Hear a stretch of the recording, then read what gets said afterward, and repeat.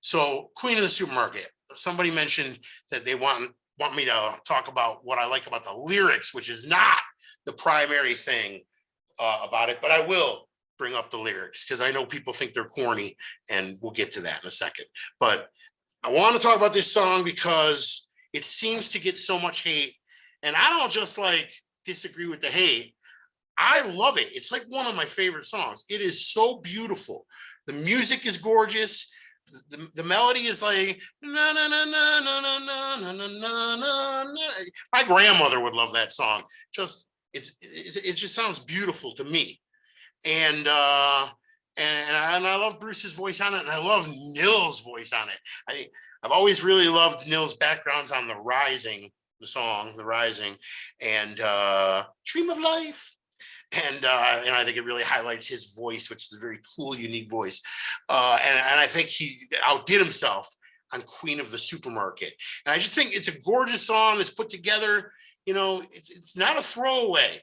Listen to that song. It is an orchestrated piece of music, and with background vocals that are like a choir, and it's really gorgeous, and I don't think people give it the credit it deserves.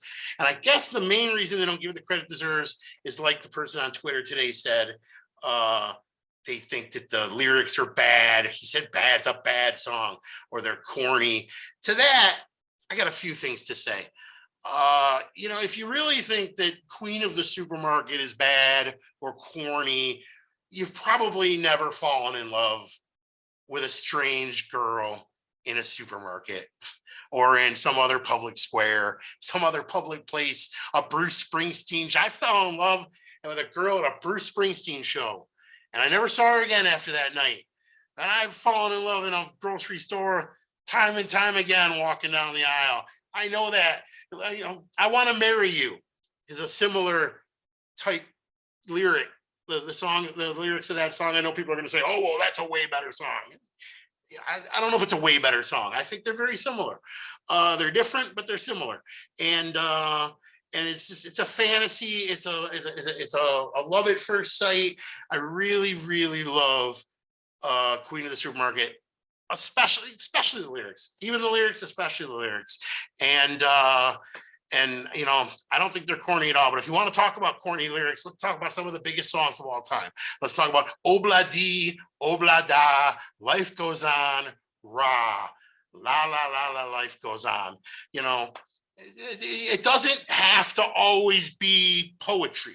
It doesn't always have to be Jungle Land, because sometimes it could just be fun. And it could just be about falling in love with a girl at the supermarket, which if you've done it, you get it.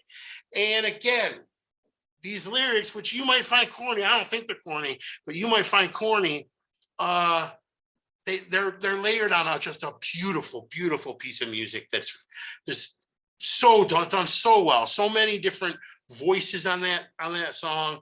And you know, I've had this discussion with people and they say, oh, I'll give it another chance, and they come back, oh, I couldn't listen to it, I hated it. I don't know. I think there's something about the word queen. When Springsteen uses the word queen, he comes out with a song I love and everyone else hates, because Mary Queen of Arkansas has been one of my favorite songs since the very beginning. And that one seems to get a lot of hate too. And we're going to talk about Mary Queen of Arkansas another day when I've got more time. Tom says it's better than Outlaw Pete. Man, I love Outlaw Pete. Can you hear